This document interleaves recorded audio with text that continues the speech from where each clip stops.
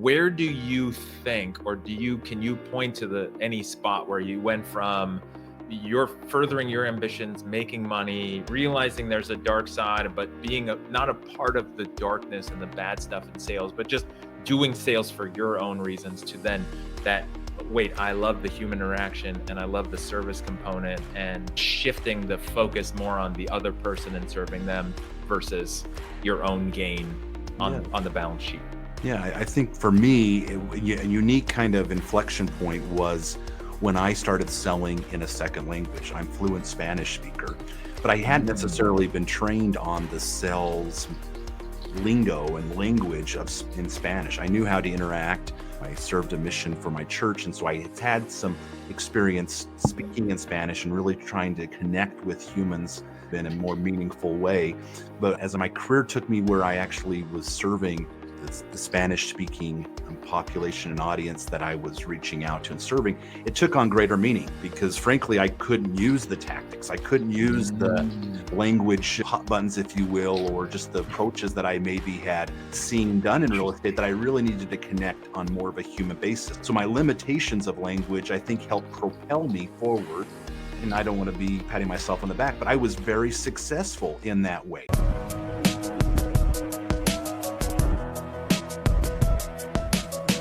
Hey everybody, Jason Cutter here. Welcome to another special guest episode series on the podcast. If you listen to the show, if you're a regular listener, especially in season 7 here with guests on the podcast who are professional sales educators in higher education, I say every time that I'm super excited for my guests, because I love these conversations.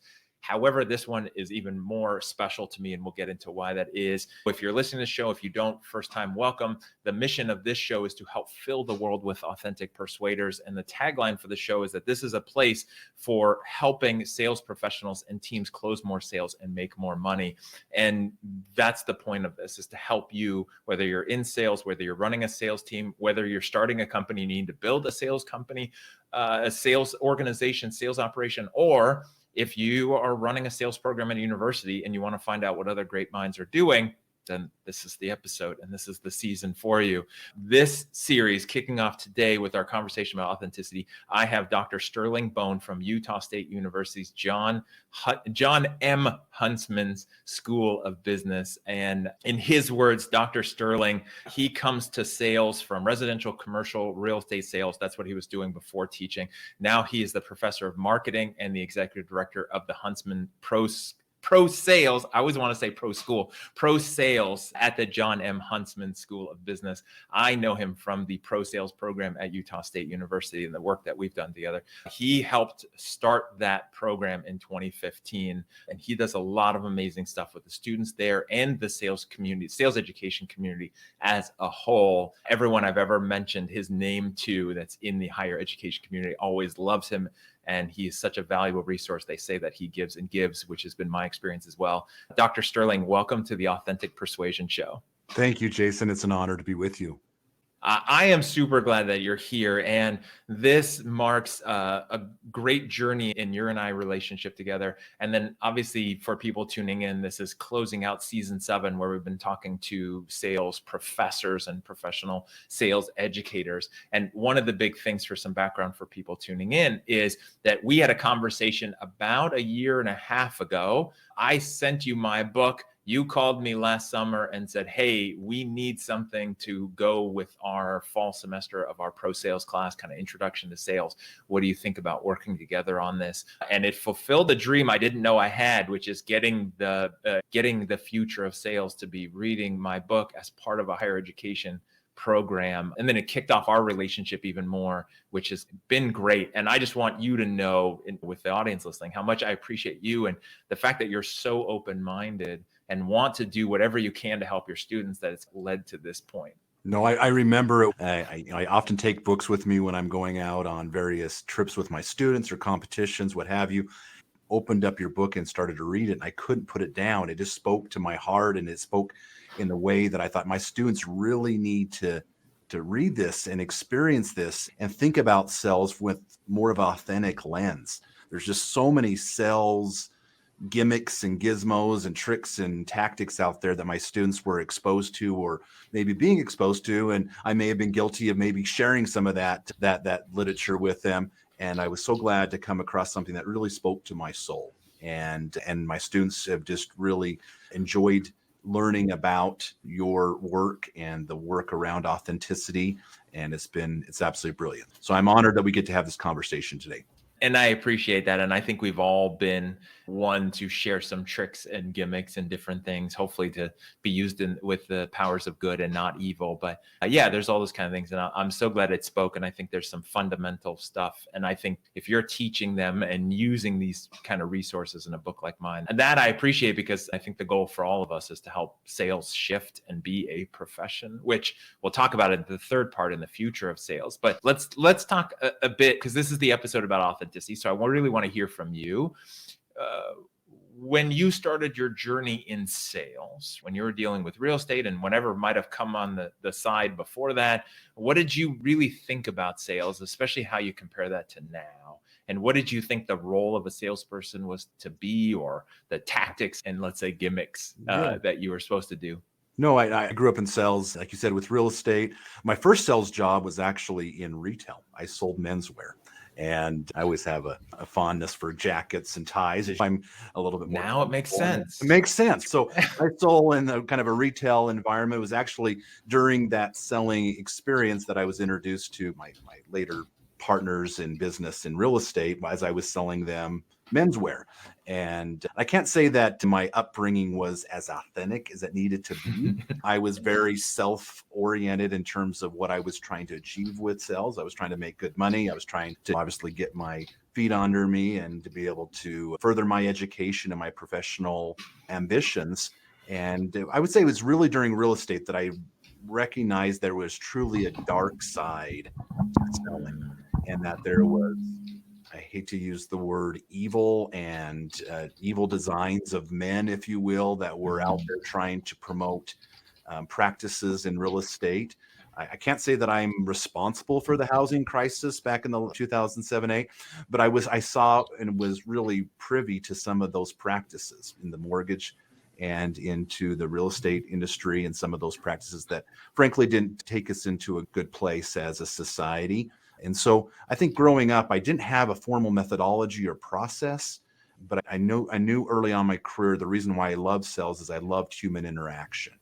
And I really thrived on human interaction and having that experience of really helping and serving. And so I've always been attracted to these industries and these opportunities to sell, especially when there's a service component, because that really speaks to me, because at the end of the day, it's serving human to human.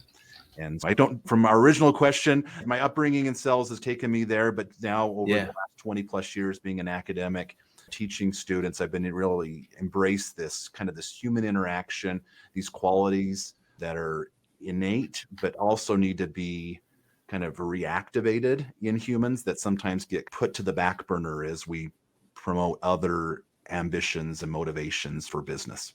So I think what's interesting is how many spots in our journeys together, because we're actually the same age, and where that intersects. Like real estate, I was in mortgage starting in 2002, and I did see the dark side, and I didn't know what I was doing and didn't know which part that had to play with it. The part where it doesn't line up is the fact that I have very little fashion sense, and I was never in men's retail, and I don't have the fashion sense that you do, for sure. I'm definitely missing that part. Where do you think, or can you point to any spot where you went from you're furthering your ambitions, making money, realizing there's a dark side, but being not a part of the darkness and the bad stuff in sales, but just doing sales for your own reasons, to then wait, I love the human interaction and I love the service component, and shifting the focus more on the other person and serving them versus your own gain on the balance sheet? Yeah, I think for me, a unique kind of inflection point was when I started selling in a second language. I'm fluent Spanish speaker, but I hadn't necessarily been trained on the sales lingo and language in Spanish. I knew how to interact. I served a mission for my church, and so I had some experience speaking in Spanish and really trying to connect with humans in a more meaningful way. But as my career took me where I actually was serving the Spanish speaking population and audience that I was reaching out to and serving, it took on greater meaning because frankly, I couldn't use the tactics. I couldn't use the language hot buttons, if you will, or just the approaches that I maybe had seen done in real estate that I really needed to connect on more of a human basis. So my limitations of language, I think, helped propel me forward. And I don't want to be patting myself on the back, but I was very successful in that way. And I found, wow, selling doesn't have to be overly difficult. It doesn't have to be overly taxing, but it does require that you are true to yourself and true in your motivations and intentions of helping others. And so working with my friends in the Latinx community and the markets that I serviced, it was just an amazing kind of awakening for me to think, man, I can do this for a living. I can really influence the world in my limitations of language. But that, I think, was the constraint that allowed me to be more natural and more authentic. That's so interesting when you say that, right? And hearing you talk about, well, when the language part is taken away, and so there's a challenge if you're not a native speaker. And so you have to really focus on the language and focus on what you use. And you can't use the strategies and tactics or tricks that might just come natural or you've developed over X number of years or decades just in communication. And then it's really focused. Then what's left when you peel that away? And it sounds like what's left is actually communicating and actually connecting with people. And then all of a sudden you're like, wait, this is way easier than the other stuff. I love what you said. It doesn't have to be overly taxing and overly difficult, right? Yeah, absolutely. And it's, I think it's that constraint. In fact, I really encourage my students. We have our program is recently globalized, meaning we take students to France currently and introduce them to various sales and business development opportunities in a special kind of unique region in France. And what we found is that when they go into an environment where they're less comfortable and that it's not as natural to them, the true selling and business persona comes out and they're able to be more authentically them versus being a make-believe costume land in their more, comfortable culture and environment. Yeah. And hopefully that's the message that comes across if you're in that scenario, right? The students going to France where maybe English is what's being spoken, but there might be some understanding or language barrier, the standard stuff you're used to saying isn't going to translate. People aren't going to understand the things that you say, and really helping understand, okay, so this is how to communicate and how to communicate value. Now, I also think we've all been in situations where maybe we've traveled and somebody's selling us and English isn't their native language and we buy something we really shouldn't have. Yeah. And yes, it can always be used either way. I'm thinking about definitely jackets or stuff that I bought that I probably shouldn't have bought, that I probably paid way too much for, but hey, that's on me. So how does it compare? If you look at on this topic of authenticity, which is what we're talking about in this first part of our conversations together, is what did you think of authenticity as a salesperson, or was that even on the radar back when you started, not just the men's retail, but also in the real estate, versus where you got to and or what you're teaching in the class now? I certainly back in my early days, it wasn't on my radar. It just wasn't necessarily my thought process. But as I've evolved professionally and now as an educator, I've clearly seen, frankly, individuals are turned off by inauthentic or fake, if you will, salespeople and sales approaches. And I'm countering and battling those stereotypes and those stigma. That's probably the primary role that I have as an educator, is shifting mindsets and shifting attitudes and just the willingness to be open to learning about an authentic, persuasive sales approach. And so I think authenticity was really on my radar. It certainly has become the focal point. In fact, one of the hashtags that I'm hashtagging this year, and it goes frankly back to our interactions, Jason, is I want to inspire authentic sellers, right? That's what my mission and call to duty is here at Utah State's Huntsman School, is to inspire authentic sellers. And so in fact, I have it written right here on a note that's right here by my desk. It has been since I started the school year. As a reminder, that's what my That's my intent. That's my goal for the upcoming, my commitment, not my goal, that I'm trying to make a habit, is to do that on a daily basis. And so very much on radar, but it's really thought leaders like yourself, Jason, and others that are talking about this in a different way. I'm glad to see that there's individuals that are not just trying to sell New York Times bestselling books just to get out the next whatever sells, but to really to impact and influence and change society one seller at a time. So when we look at that, what do you think? Because again, you've been on a similar path to me, where sales was versus now. Is it that the industries that we were in didn't have authentic people, salespeople didn't think about authenticity, and customers just tolerated what they tolerated because they didn't know better back then, right? 20, 30, 40, whatever years ago, when you go back with sales. You think it's that, and now people just have a different expectation or different requirement? So I think there is a shift in terms of customer expectations when they interact with sales. I think that there's been obviously shifts in terms of availability of information and individuals that are able to consume or buy and consume without having a seller per se. I look back on my career, and I can now certainly see those that were survivors and success stories in real estate. And again, if you've worked in the real estate as you have industry, there's an attrition that happens. There's a turnover that happens. And those that survived, at least when I look into my marketplace where I was real estate a professional, those that have survived are authentic. I can see that they were authentic. And I'm not certain that they know how authentic they are, but I think at the time that was a little bit blind to me, but now it's very apparent. And so I think it's a shift in terms of consumer. I think it's industry shifts. I think there's, certainly competitive forces that have shaped that you can have a strategic advantage being authentic. I don't think that was necessarily the case. I think that there was, back when I was performing and working in real estate, it was first to technology was the one that won. So I remember when we took virtual, for the very first virtual home kind of tours, and that was like a brand new technology that came out. Like, wow, we can actually see a home on the internet. We don't even have to go see the home or the property. I don't think that's the advantage anymore. I don't think it's technology that is the advantage. I think it is that authenticity that has risen to be the advantage, and that reputation and that ability to build referrals and repeat business because you're authentic, I think is the reason why so many survive and others die in those markets. Yeah, I love it.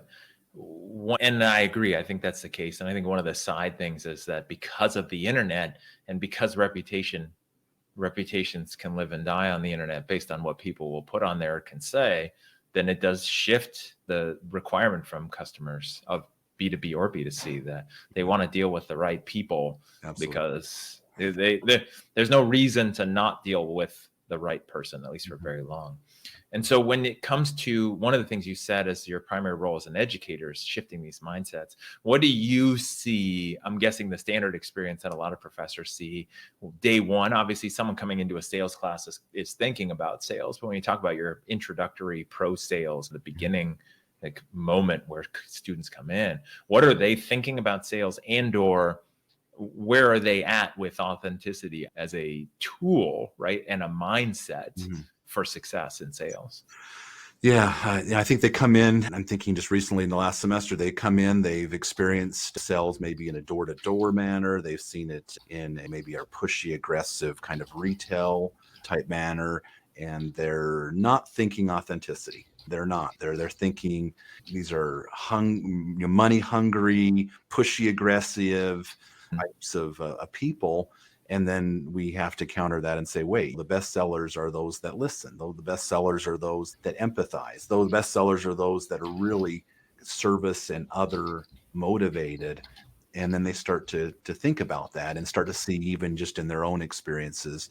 Like a lot of educators, I'm sure that you've interviewed, a lot of students don't have a lot of examples of professionals or haven't necessarily thought about the sales area as a profession, and that they see a lot of what I call amateurs, a lot of people that have entered into, whether it's a direct selling space or a door-to-door space or a retail space, without really any formal training or any sort of purposeful, authentic kind of infusion of sales, that they are just going at it as an amateur.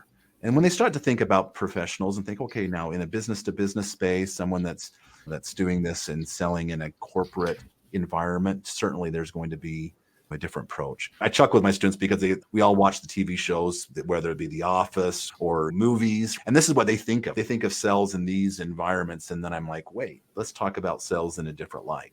Unfortunately, they're open, and the market is certainly encouraging them to be open because there's so many great opportunities for them to launch in careers in sales. Yeah, and I think that's one of the biggest interesting benefits when I didn't think these programs were possible, right? Like you were one of the first professors I was introduced to, spoke with, and then really taught me about how these programs work, where I just didn't think it was possible how you teach sales. But one of the biggest values to help people realize there's a whole world of B2B business professional sales, and you can even do B2C professional sales, but it's playing in a different game with all these things people don't even think or realize is done, right? They think it's just car sales or door to door or cell phones or somebody at the mall. They don't realize there's all these things that make business happen. And to succeed, you have to be theoretically a professional at it and operate that way. And so I think that exposure, people go, okay, wait, there is this whole thing. It's not just, again, what in movies and TV shows and things like that. And so where are they excited most about what you're teaching them? Not yet about the sales process. We'll talk about that in part 2, but just about the service, the relationship building, all of these things on the professional side and the mindset versus what they were thinking or worried that it might take to be successful in sales. No, one of the first exercises we do is we have them think of, first of all, the negative stereotypes of selling, and we get the garbage out, right? So we have this exercise where we get the garbage out, but then we step back and say, what are some of the synonyms for sales? What are the synonyms? If you were to replace the word selling or sell, what would that be? And they start talking about serving, and they talk about persuading and influencing and encouraging and helping and all these other verbs and other nouns to describe what we do and what sales is about. And it allows them to step back and say, wait, I'm being influenced and persuaded by my parents. I'm being influenced and persuaded by my clergy. I'm being influenced and persuaded by you, my professor, right? And they start to recognize that, first of all, these are important activities, and it's important that they have that in their lives. Otherwise, there wouldn't be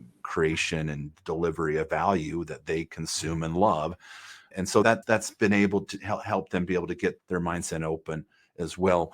Also, I think, okay, so you're going to order your pizza. Where are you going to get your pizza? And we'll talk about pizza as just a simple example. And they're like, oh yeah, I could go into a pizza store and they could sell me a pizza. But then we say, oh, let's go upstream. Let's go upstream in that value chain. Where did your pizza really get sold? And we get all the way back through the distributors and the manufacturers, all the way to the farmer.